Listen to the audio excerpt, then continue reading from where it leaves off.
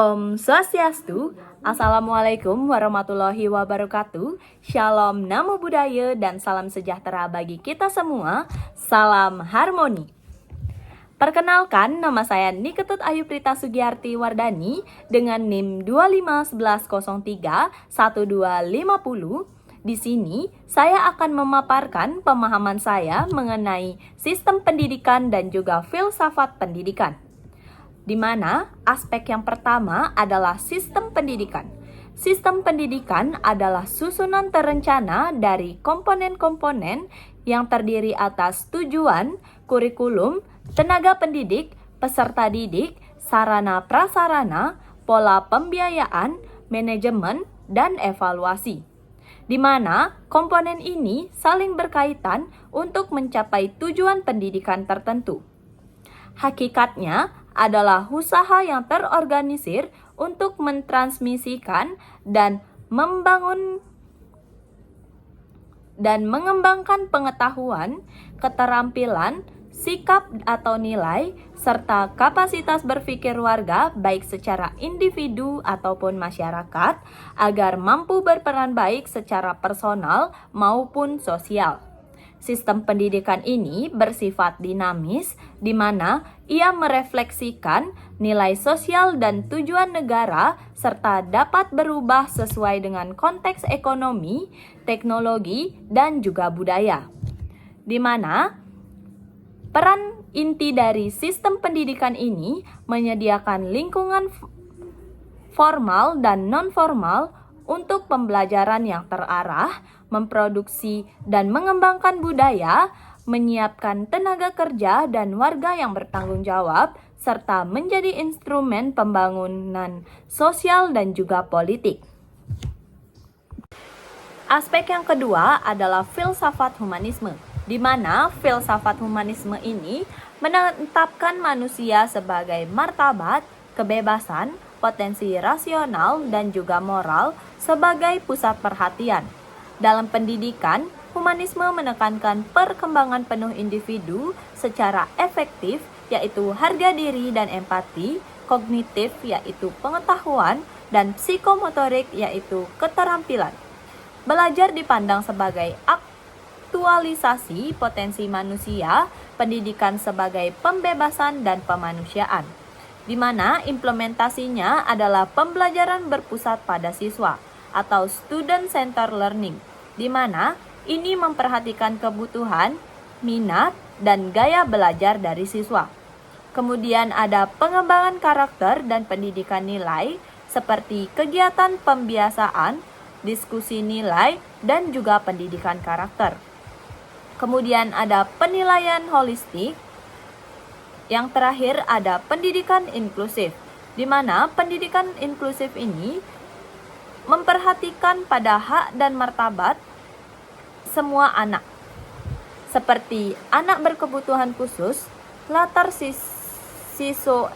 sosioekonomi yang berbeda. Kemudian contoh nyatanya adalah guru memberi tugas pemilihan proyek, yaitu di mana siswa memilih topik sesuai dengan minatnya, kemudian proses pembelajarannya akan diarahkan sehingga siswa membangun kreativitas dan tanggung jawab.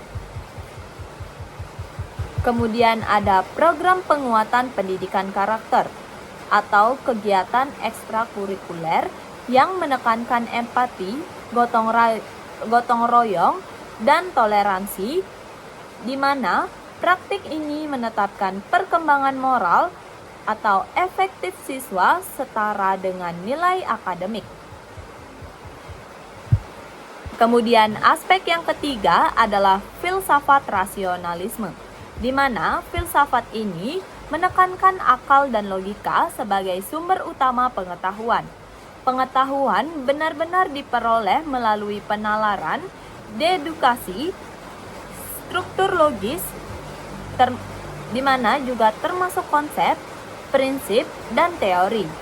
Dalam pendidikan, rasionalisme mendorong pengajaran yang menekankan berpikir logis, konsep yang sistematif, dan argumentasi rasional, di mana implementasinya adalah kurikulum dan pembelajaran yang menekankan logika dan struktur, seperti matematika, filsafat, logika, dan ilmu-ilmu dasar.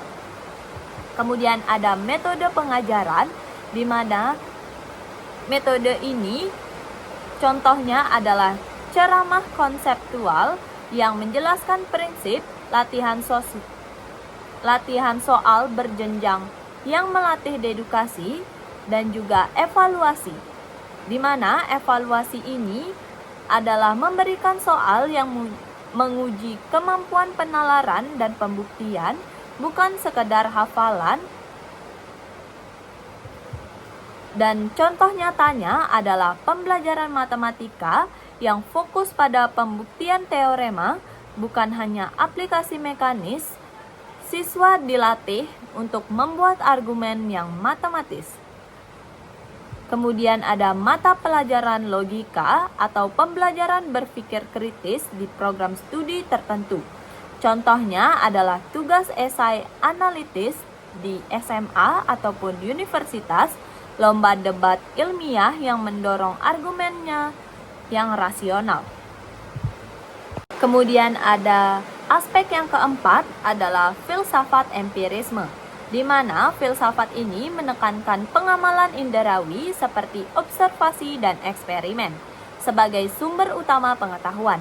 Dalam pendidikan, hal ini diterjemahkan menjadi pembelajaran berbasis bukti, laboratorium, eksperimen, dan observasi lapangan, di mana contoh implementasinya adalah pembelajaran sains berbasis praktik, yaitu dilakukan di laboratorium secara praktikum, observasi lapangan. Kemudian ada metode inquiry scientific, di mana ini mengamati, merumuskan hipotesis, bereksperimen, dan menarik kesimpulan. Kemudian ada penilaian praktikum dan portofolio hasil eksperimen. Dan contoh nyatanya adalah praktikum IPA di SMP atau SMA, siswa yang melakukan percobaan, merekam data, dan menarik kesimpulan sendiri. Di mana itu bukan hanya meniru langkah-langkahnya. Kemudian kegiatan observasi lingkungan atau eksplorasi biologi di lapangan, di mana ini termasuk ekskul alam atau ekspedisi sekolah yang menghasilkan laporan ilmiah siswa. Kemudian ada aspek yang kelima adalah filsafat kritisisme, di mana filsafat kritisisme ini mendorong sikap mempertanyakan, menelaah dasar-dasar pengetahuan, serta menguji validasi argumen, bukan skeptisisme melulu, tetapi juga mengevaluasi kritis. Adapun implementasinya adalah pembelajaran yang menekankan berpikir kritis, yaitu analisis teks, debat, atau review sumber informasi. Kemudian ada pendidikan literasi informasi untuk menilai kredibilitas sumber yang penting di era digital. Kemudian ada kurikulum yang mendorong refleksi metakognitif dan evaluasi asumsi. Kemudian contoh nyatanya ada sesi debat kelas atau diskusi teks sejarah, di mana siswa diminta untuk mengevaluasi bukti dan mengkritik narasi yang ada. Kemudian ada tugas penilaian artikel berita, di mana siswa diminta untuk memeriksa sumber, menilai bias, dan menyajikan analisis kritis. Kemudian aspek yang keenam ada filsafat konstruktivisme, di mana filsafat konstruktivisme ini menganggap pengetahuan dibangun oleh pelajaran melalui pengalaman dan interaksi, di mana filsafat ini bukan ditransmisikan utuh oleh guru. Pembelajaran aktif, kolaboratif, tahap demi tahap untuk membangun skema yang kognitif, di mana implementasinya ada pembelajaran berbasis masalah, yaitu project based learning, yang kooperatif.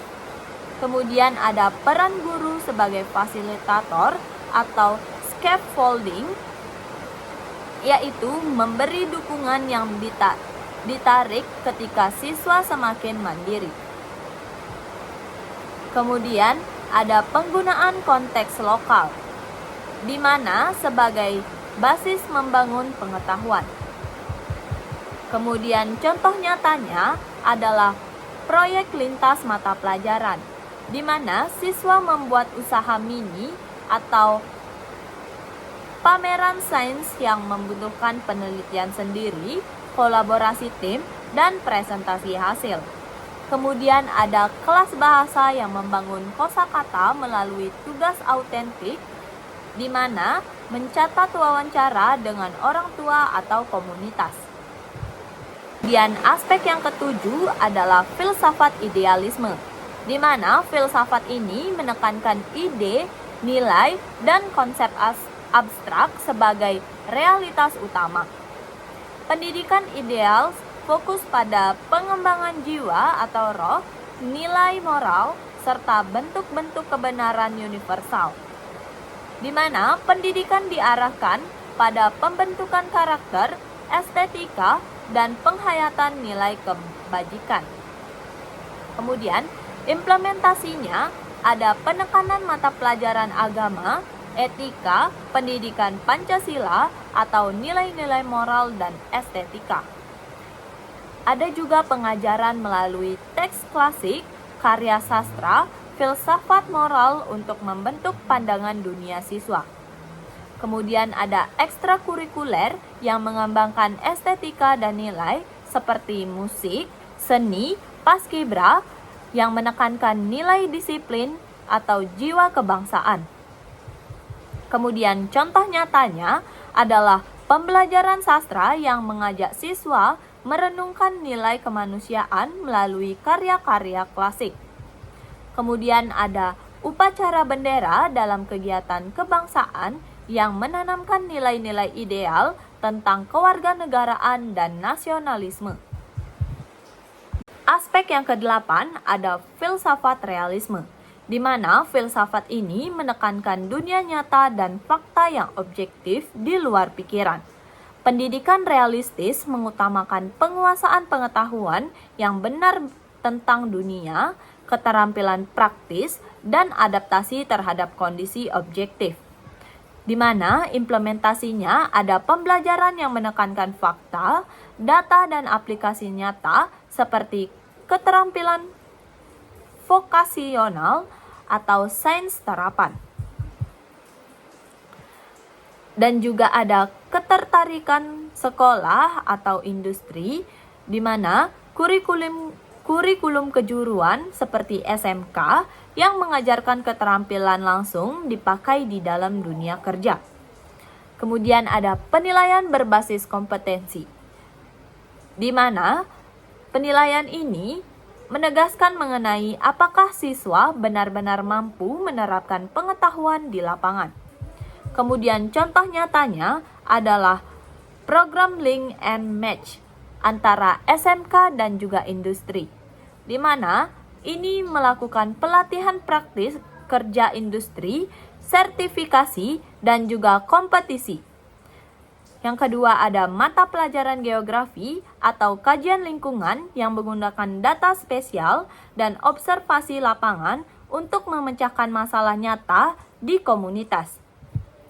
Aspek yang ke-9 adalah filsafat pragmatisme, di mana filsafat ini menekankan nilai kebenaran dan konsekuensi praktisnya, yaitu apakah teori atau ide menghasilkan hasil yang berguna.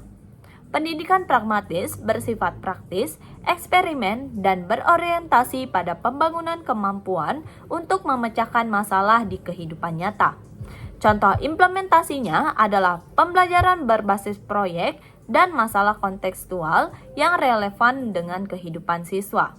Kemudian ada penekanan kompetensi hidup atau life skills, kewirausahaan, dan keterampilan kerja.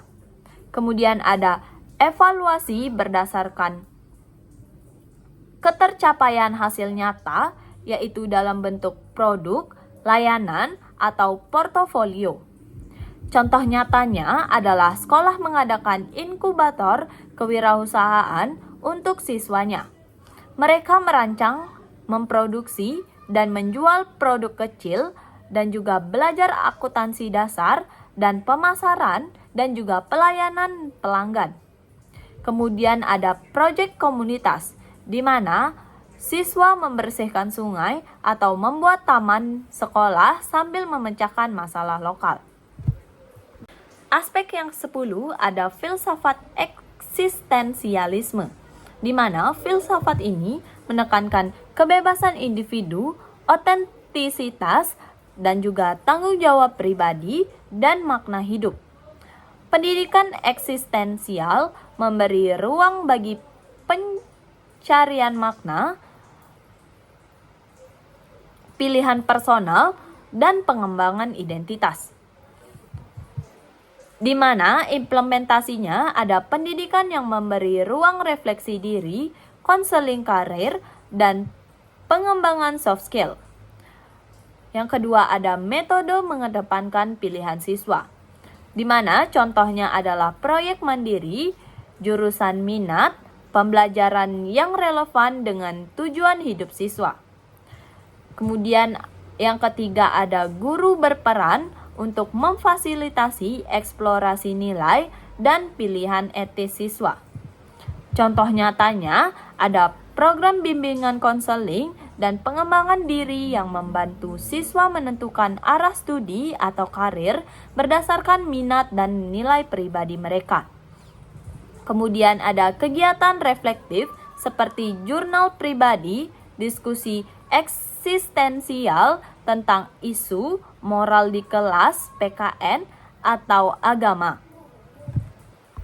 Aspek yang ke-11 ada filsafat pendidikan Pancasila, di mana filsafat ini menetapkan Pancasila sebagai dasar dan sumber nilai pendidikan, yang meliputi keutuhan, kemanusiaan, persatuan, musyawarah untuk mufakat, dan keadilan sosial. Hakikatnya, pendidikan diarahkan pada pembentukan warga negara yang beriman, berakhlak mulia, berkebangsaan, demokratis, dan peduli kesejahteraan sosial. Di mana implementasinya adalah integrasi nilai Pancasila ke seluruh mata pelajaran dan aktivitas sekolah. Kemudian ada pendidikan karakter dan budi pekerti yang menekankan nilai-nilai Pancasila seperti toleransi beragama, gotong royong, dan rasa kebangsaan yang tinggi. Kemudian ada praktik demokrasi di sekolah seperti OSIS, musyawarah, partisipasi siswa dalam pengambilan keputusan. Kemudian ada pendidikan kewarganegaraan dan kewajiban civics yang mengajarkan hak dan tanggung jawab sebagai warga negara. Di mana contoh nyatanya ada kegiatan gotong royong di sekolah yang mengokohkan nilai persatuan dan juga kerjasama. Kemudian ada kurikulum dan materi pelajaran PPKN yang membahas mengenai konstitusi, hak, dan kewajiban warga negara, serta praktik musyawarah di kelas, seperti simulasi pemilu OSIS dan sidang di kelas. Kemudian yang terakhir ada sekolah mengadakan kegiatan lintas agama atau budaya untuk memupuk toleransi dan penghargaan terhadap keragaman. Baik, itu saja pemaparan yang dapat saya sampaikan. Saya ucapkan terima kasih. Om Santi Santi Santi Om. Wassalamualaikum warahmatullahi wabarakatuh. Shalom, nama budaya, dan salam sejahtera bagi kita semua. Salam harmoni.